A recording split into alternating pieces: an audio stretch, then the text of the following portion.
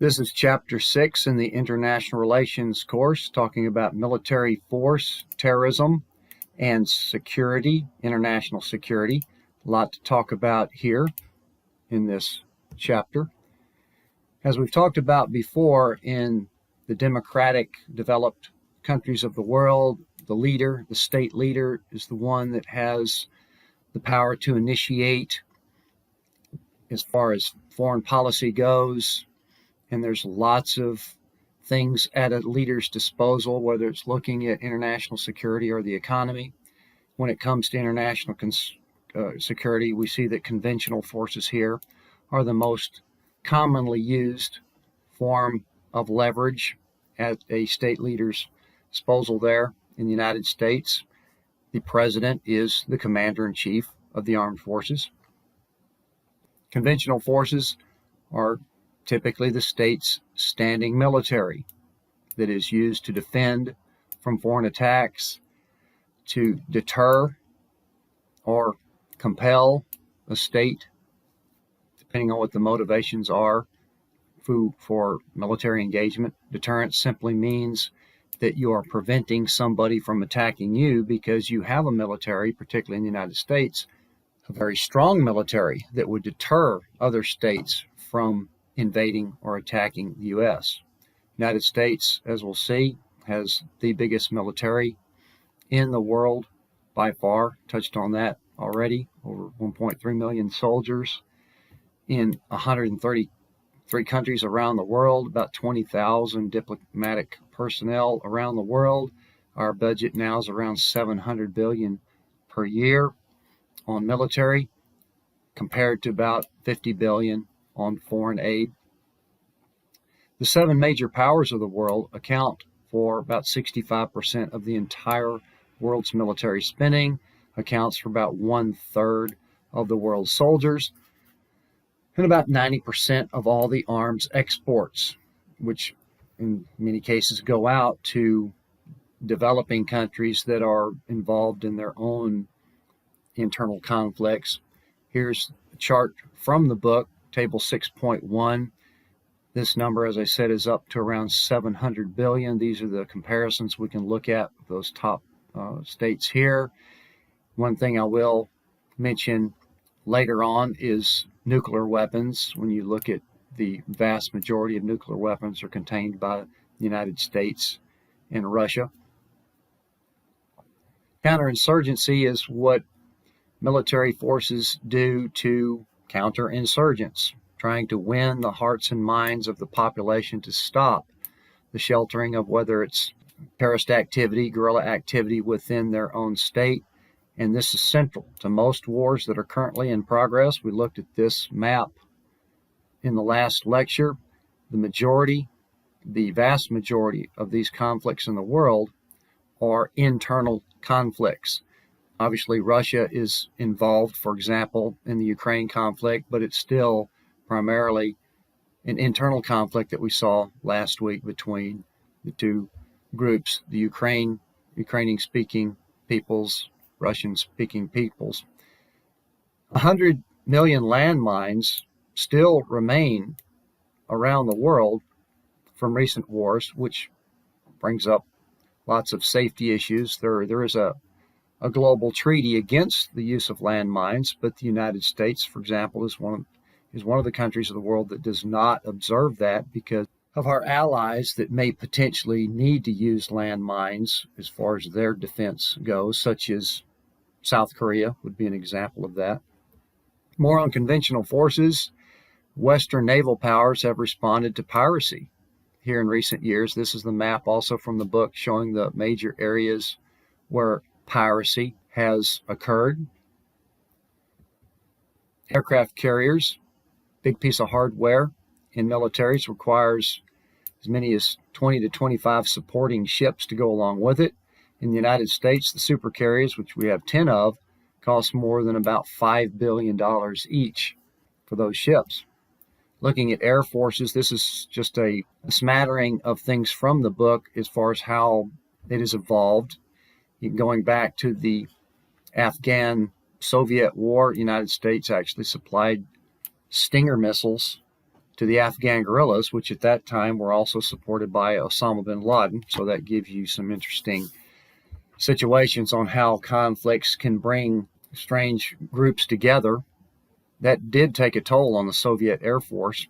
In the Gulf War and the Chechen War, went to high altitude saturation bombing.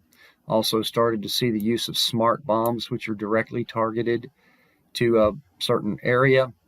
Also the development of the F-35 jet, high-tech jet, has been in development. There are several jets out there in use, but the development of the jet added up to about $400 billion over 18 years of development because of the changing and shifting technology. It shows you how expensive it can be. Let's look at the criteria that we would want to use to justify conventional force.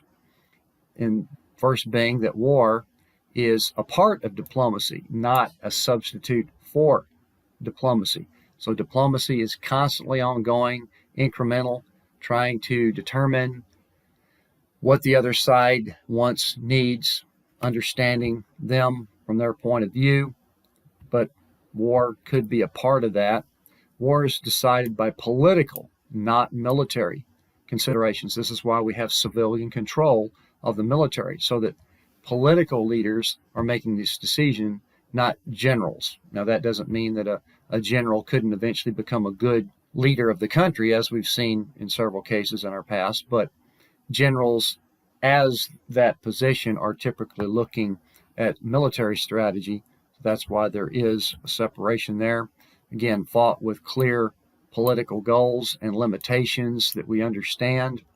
This escalation into war could occur when these rules change. So that's why we have to make sure that we are firm on what the criteria is. Combat increases when there's a desire to win the thing. Well, we've already touched on that already, that today's wars are increasingly difficult to actually win the way that they're fought today and who they're fought between. But either way, once the war ensues, that desire for victory could escalate it. Looking at intelligence capabilities, the United States has by far the biggest capability there, the only force really capable of a global reach with all of our satellites that we've put up into space that we can use for surveillance, for mapping, communications, early warning systems, navigational information. 18 of our U.S.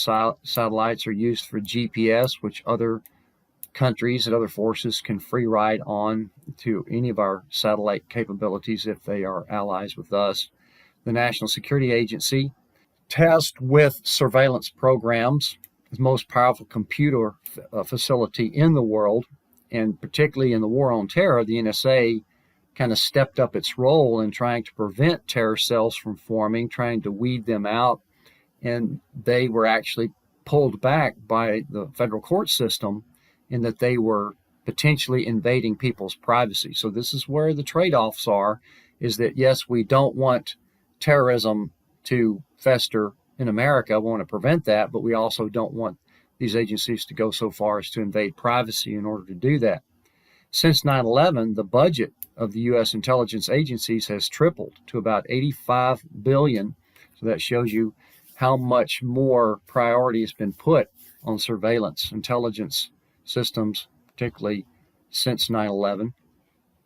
Looking at some evolving technologies in our conflict, drones have somewhat replaced ground warfare for the time being. The mixed success in the controversies over the Afghanistan war and the Iraq war, once those played out, the drone activity did increase.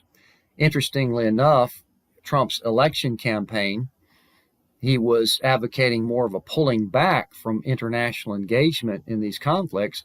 However, drone activity stepped up dramatically. Just looking at some numbers here, approximately 2,200 drone strikes in Trump's first 2 years in office, and that is considerably more than the entire 8 years of the Obama administration drone strikes. The Bureau of Investigative Journalists estimates in the last decade Anywhere from 900 to 2,200 civilians have been killed in drone strikes as collateral damage. Obviously, that's less than what you would get in ground warfare, but still shows you how difficult it is to measure civilians being killed with drone strikes because of this wide range here of estimates. And these have been exclusively in these areas here where we have been focused on terrorist activity forming. We'll look at some terrorist groups here in a little bit. Cyber warfare is something that is becoming even more and more of an increasing concern of not just our defense systems, but our CIA, FBI, potential for hacking into very important infrastructure, of putting viruses into systems, disabling them. That's becoming more and more of an increasing concern as far as our military and defense capabilities. This is just looking at some more on the numbers. The B-2 stealth bomber cost $2 billion each to make. This is where they can evade radar systems because of their design. Here's a map of the Afghanistan-Pakistan border, just FYI here. This is what we call the ungoverned regions in between these two countries. This is where Osama bin Laden did much of his activity because there's not much of rule of law in these regions here to prevent that from happening. And also the attack that brought down Osama bin Laden was right over here, Abbottabad, in this area just north of Islamabad, that the United States military snuck in there to do that. Did not make Pakistan very happy because we did that without coordinating with Pakistan, but yet Pakistan had been a fairly strong ally with us during this war on terror in Afghanistan. So this shows you how complicated things can get. Looking a little bit more specifically at terrorism, let's go to the State Department website here for just a couple of minutes and look at the terrorist organizations. These are the terrorist organizations that are officially recognized by the United States going all the way back to 1997. Some of these probably have heard in the news. Hamas, which we talked about with as far as conflict in Israel, Hamas has controlled the Gaza Strip. Hezbollah has been somewhat of a unofficially state-supported terrorist group that has theological ties to Iran. Here's some others that you may have heard about, Palestinian-type organizations here. This Revolutionary Armed Forces of Colombia, FARC, we'll talk about them here in a minute. They've recently been delisted. Here's when Al-Qaeda was first put on the list here in 1999. Looking at some more, we've got other offshoots of Al-Qaeda.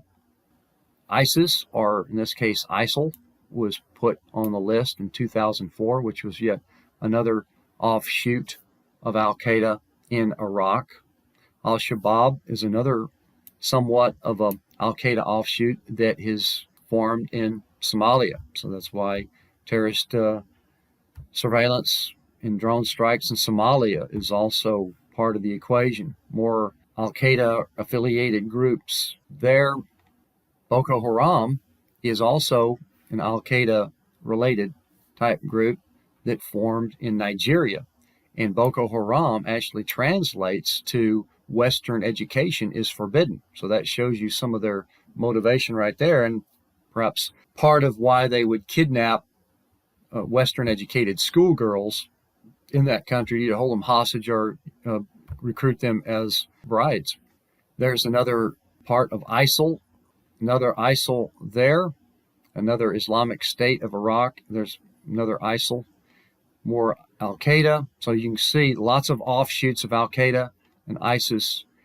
And then interestingly, last year, Trump administration made the Islamic Revolutionary Guard, which is somewhat of the state police force of Iran. The Trump administration actually made them officially recognized as a terrorist group. So that shows you part of the political differences here, whereas the current administration has almost immediately been suspicious of Iran, also pulling out of the nuclear arms agreement that we'll touch on here in a few minutes, and then making this group, which had been in existence for decades, making them a recognized terrorist group.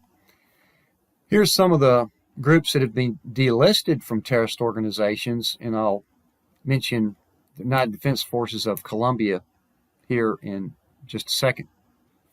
So what is the definition of terrorism? We have to be very clear that, yes, there could be some unofficial alliances between groups that support a state, and the support may unofficially recognize them. So therefore, the different states may consider different groups terrorist groups, as we just saw there just a few minutes ago.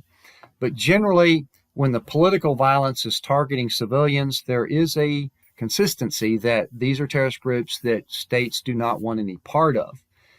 Now, terrorism uses the resources that they can get a hold of at lower costs in order to try to spread their message. In the internet, in the technology that we have in the world today, enables them to communicate more effectively without actually having to call a group meeting somewhere. So the lower cost of communicating and trying to get the word out has also contributed to the increase of terrorism. Their primary goal, of course, is the psychological goal of instilling fear, particularly in the modern industrialized democratic societies that they may have the most animosity towards, to demoralize, and the randomness of that, in that any civilian could be targeted just anywhere. This is what gathers so much attention. This increases the cost of the response to that in order to prevent that from happening, and the overwhelming media attention, which serves their purpose of getting their word out. So it kind of feeds on itself, is that they create this fear and this destruction. The media attention gives them coverage, which is in turn what they continue to want. So this is why it's been a relatively popular way of getting attention if the groups are so inclined to go there. Again, we'll talk about how that springs up here in a minute. It's hard to call this success, but if terrorists are achieving their goals, they may, in a way, consider some success there. But looking at it from a broader viewpoint, it's very mixed success here, because terrorism is a very high-risk profession. Most states are out to eradicate them. Even Iraq went to great efforts to try to eliminate Al-Qaeda and then ISIS with our help, but very much inclined to get rid of them. Even dictators such as Saddam Hussein wanted nothing to do with terrorist organizations. Now, here's a very controversial point here, is that terrorism would most likely subside if those groups lay down their arms and start to become a legitimate political group. Now, that takes a long time, and it also takes perhaps a generation or two of people to say, well, now I'm not sure I can forgive you because you murdered my father, and now you want me to forget that and accept you as a part of the political system of this. So very difficult to do. And one of the things that I mentioned earlier about the FARC group in Colombia, they literally tried to do that a couple of years ago, tried to lay down their arms and come out, not be a terrorist group anymore. And they made a treaty with the government, and the government decided to put that out to a vote on a referendum, and the public shot it down. They said, nope, apparently not ready for that yet, or it's not going to be that easy for us to forgive you for the 20 plus years of destruction that you were responsible for. So that shows you how difficult that is.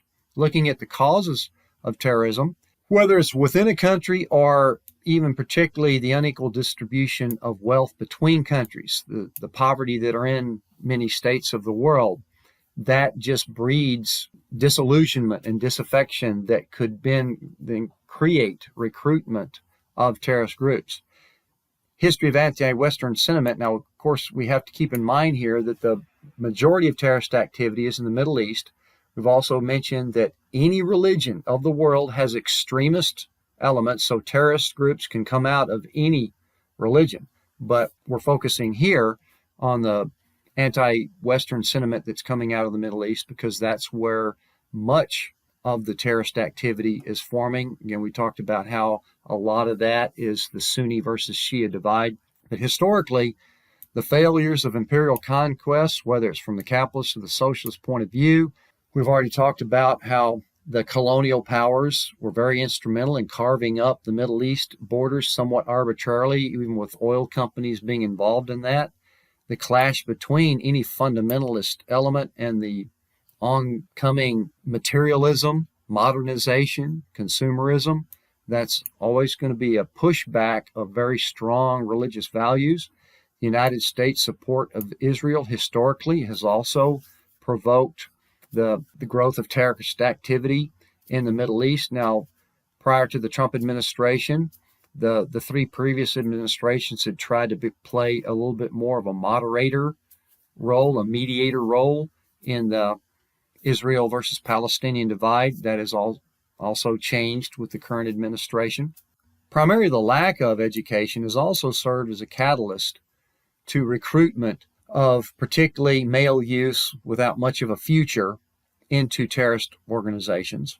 And even an educated youth that lives in this country that has no job prospects is potentially a recruiting potential for terrorist groups. Their study was done that British Muslims were driven to ISIS through the same type of thing that promotes gang activity: boredom, disaffection, a sense of belonging, that this group can serve as somewhat of a surrogate family to that person.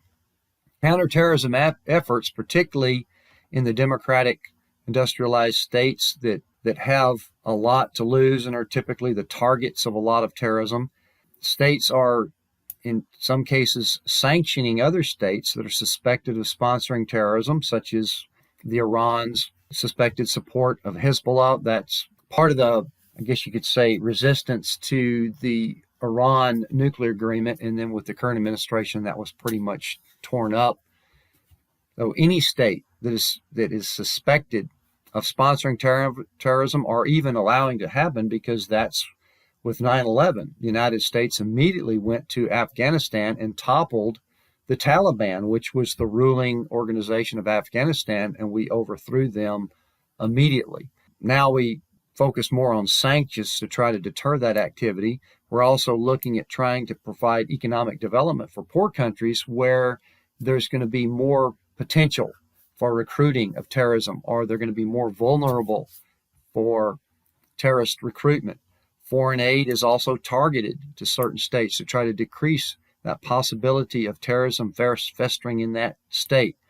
Policing, where we may have some sort of coordination of law enforcement agencies in order to try to get to the root of terror cells and individuals that are promoting terrorist activity. So police efforts to try to get to the heart of that. And then just flat out war. We've kind of pulled back against that. The war on terror led to war in Afghanistan, increased surveillance, which the courts even kind of pulled back on. We also, the rendition and the waterboarding that was literally outsourced to other countries, that was also pulled back on as these wars started to lose public support and those questioning their effectiveness.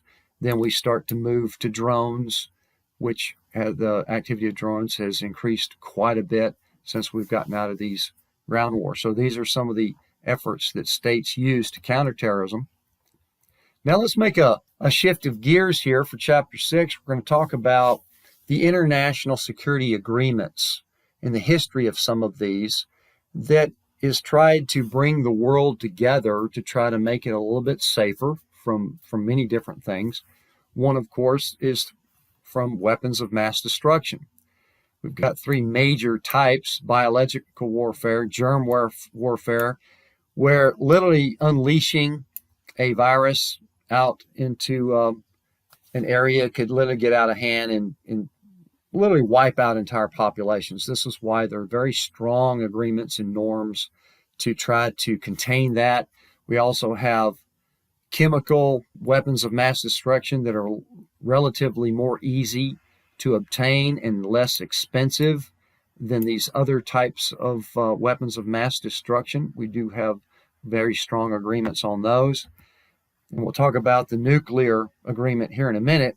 But as I showed you in that previous table, the United States and Russia have over 90% of the world's total of nuclear weapons, and agreements for the past 50 years or more have been very strong in that we do not only are we trying to decrease and dismantle the amount of nuclear weapons that are already in existence, we want to completely prevent the creation of more. And these are the other states in the world that also have nuclear weapons. India, Pakistan, and Israel have never really officially acknowledged it, but it's common knowledge because they want them as deterrents, and they are not a part of these agreements that we've talked about. North Korea has actually pulled out of the international agreement on nuclear arms in order to do its own development and testing program. Looking at missile delivery systems, which really add to the nuclear arms capability, that if you can project that nuclear arms across the world, that makes it even more deadly. So we have strategic long-range systems that came up through the Cold War versus the tactical battlefield missile systems. The technology evolved dramatically. Ballistic missile systems carry the warhead, which is difficult to defend against. We'll talk about some of these anti-ballistic technologies here in a minute, but intercontinental ballistic missiles have a range of more than 5,000 miles, which could typically take it to another continent. In the strategic range, ballistic missiles have less than 1,000-mile range, which are a problem for neighboring countries. The cruise missile is winged like a plane with satellite guidance, which gives that even extra capabilities there. Here's a table from the book that shows the ballistic range. And again, U.S., Russia, and China, and even North Korea have established considerably long-range missile systems here. Particularly North Korea, not a part of any international agreement, could be problematic. Looking at chemical and biological weapons, mustard gas was banned after World War I by the Geneva Protocols. There was some pretty nasty stuff that disfigured and killed quite a few soldiers. And then in 1972, there was a biological weapons convention that the great powers have all signed. So there's a pretty strong consensus on trying to contain any biological weapons. But just like any of our international agreements that we'll get into and talk about even in more detail later, it's difficult to detect who's doing what are the provisions for inspections. If somebody really wants to kind of sneak in behind closed doors and develop this, it's potentially easy to hide because you don't need huge facilities to try to develop biological weapons. In 1992, there was a chemical weapons convention that was also signed by the great powers, but there are some rogue states that still have chemical weapons and potentially may want to use them. Syria did, in fact, use chemical weapons a few years back on their insurgent groups there. Nuclear nonproliferation. Almost immediately, the international community saw the destructive power of nuclear weapons, and the United Nations created the International Atomic Energy Agency almost immediately, that was dedicated to limiting nuclear weapons to peaceful purposes. The Cold War started up immediately after that when the Soviets got their nuclear weapon in 1949. And then the nuclear proliferation, the arms race, began during the 1950s. Now, the Cuban Missile Crisis is considered the high point of this brinksmanship, this deterrence system, to where we kept thinking that if we have more nuclear weapons than you, then we're going to be okay, because if you attack us, we've got enough second strike capability to wipe you off the face of the map, so that's no point. But it got almost to ridiculous proportions because both sides had enough nuclear weapons to eliminate the entire world many times over. So within 1 year of the 1962 Cuban Missile Crisis, where we came close to the brink, in the October of 1962 that I could spend several more minutes talking about the intrigue behind that. Bottom line is that the United States set up a blockade and then pretty much like a chess game challenged the Soviets to break through that blockade, and therefore putting the blame on them to provoke a conflict. So the Soviets did step down from that after quite a bit of behind-the-scenes intrigue. Kennedy came out looking successful, the kind of the winning hand there. Khrushchev was pretty much pushed out of office within a year of that. But nevertheless, that demonstrated to the world how potentially close we could come to this confrontation with these nuclear weapons. Then treaties started to occur very quickly. The Test Ban Treaty in 1963, the Outer Space Treaty in 1967, which bans placing nuclear weapons in orbit. And then perhaps one of the most comprehensive agreements in the international system that's the Nuclear Non-Proliferation Treaty in 1968, which was designed to control the spread of nukes as well as the expertise of that. 190 states, so again, very comprehensive treaty. 190 states have ratified that, including the 5 nuke states that have acknowledged that they have nuclear weapons, the 5 major powers there.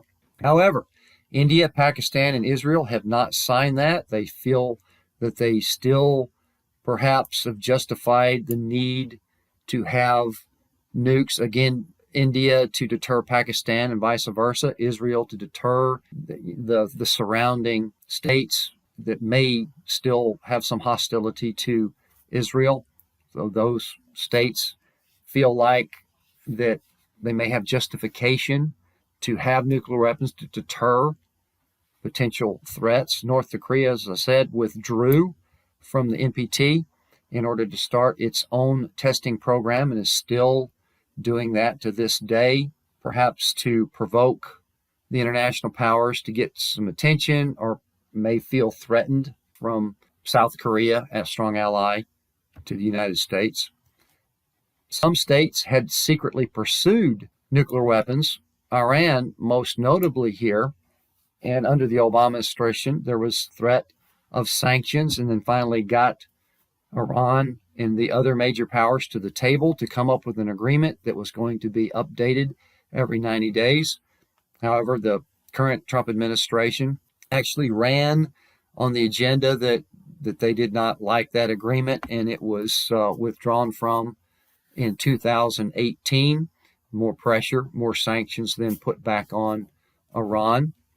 Some states, as I said, may feel insecure or in need for deterrence to have nuclear weapons. Iraq, Saddam Hussein perhaps felt the need for it. Now, his program was abolished back in the 90s, and close eye was kept on him. North Korea still dealing with them to try to keep them from doing it. Bottom line is that there's very strong converging norms in the global community. That doesn't mean that will always stay that way. That's why norms are constantly shifting and evolving, and we could eventually decide. Some states could say, well, we're going to go back, push back against that agreement and feel like now maybe we should all start to have nuclear weapons because I feel threatened. Where the norms are still fairly strong amongst all democratic industrialized states that we want to prevent the increasing construction of nuclear weapons. And with a lot of countries, the cost restraints are still there. That would still prevail, along with the converging norms against having nuclear weapons. MAD stands for Mutually Assured Destruction, which was a term that came up during the Cold War, which eventually led to the turnaround against deterrence. This so-called second strike capability meant that if you attack me first, I still have enough nuclear weapons to annihilate you, but the nukes eventually canceled each other out and just led to an escalating arms race that relies on rationality. And states obviously have a very strong incentive to be rational. Human beings, not so much. And guess what? States are run by human beings. So that's why it's a delicate thing there to rely on rationality to keep this system going. That's why we started to pull back from that and have these strong agreements against having nuclear weapons and keep a tight lid on the ones that are still out there and then continue to dismantle them. Ballistic missile defense, this is also an interesting dilemma because states that develop this capability to shoot down incoming missiles, that's going to give them an advantage. So therefore, we are trying to prevent states getting advantage on that as well, because then they could then say, well, we have the technology to shoot down the incoming missiles, so now we can go ahead and start to escalate our nuclear arms because now we have that advantage. The United States Star Wars system, Strategic Defense Initiative, was more of a dream than anything else, but they do have, they did somewhat shift to interceptor missiles, which are not real reliable. It's a very difficult thing to do. Israel has an Iron Dome defense. This is a quick little schematic of how it works. Israel claims that it's fairly reliable as far as its success rate. Hard to know for sure. Against their, obviously they're guarding against missiles that are being lobbed over, particularly from the Gaza Strip, Hamas, which initiates conflict. That is a controversy because we do have an agreement that prevents the development of ABM systems focused on the Cold War, again, 1972, United States, Soviet Union, that prevent them from using their shield against the deterrence of having nuclear weapons. Now, post 9/11, the United States withdrew from that in order to open up their ability to defend against terrorism. Now, the Strategic Arms Limitation Talks, SALT, had some major agreements in 1972, 1979. So we started to see, on the heels of our Nuclear Non-Proliferation Treaty in 1968, we start to see more agreements on putting caps on the number of nukes. So those were incremental caps. The U.S. and the United States peaked at 30 to 40,000 warheads around that time. Now we're down to around 13,000. So as you can see, it's an incremental elimination of these. 1991, the START talks limited each side to 6,000. So you see we're not there yet. A 2000 treaty lowers the numbers to 1,500 or so. But as you can see, slowed down over the years. We made a lot of progress, but we still have those nuclear weapons in existence, still trying to agree on de-escalating those. There was also a comprehensive test ban treaty in 1996, which prevented states from testing any further any nuclear weapons. Now, what's interesting about this one is it's not actually in effect until the 44 states in the world that have been deemed capable of having a nuclear program, they all have to ratify it. India and Pakistan conducted tests in 1998, certainly not interested in ratifying that. The Senate did not ratify that, the United States Senate, in 1999, so the United States has still not ratified it. Russia, ironically, did ratify it in 2000, but we're still short of those 44 states for that thing to be in official effect. And then, of course, North Korea is continuing their testing.